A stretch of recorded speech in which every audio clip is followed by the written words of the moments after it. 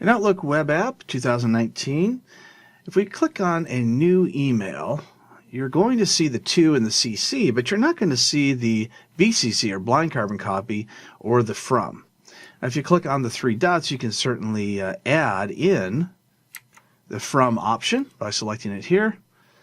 But if you want to set the defaults for both of those, then what we can do is we'll discard this and we'll go to our options at the top and we'll click on that and we'll scroll down to where it says message format. So we'll click on that and there's our boxes for always show, blind carbon copy, and always show from.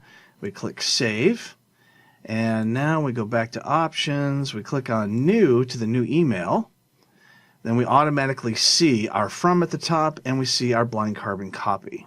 And that way if you have more than one email address, you can also see that as well. So that's how you set up BCC and From in the Outlook Web App 2019, also known as Outlook on the Web.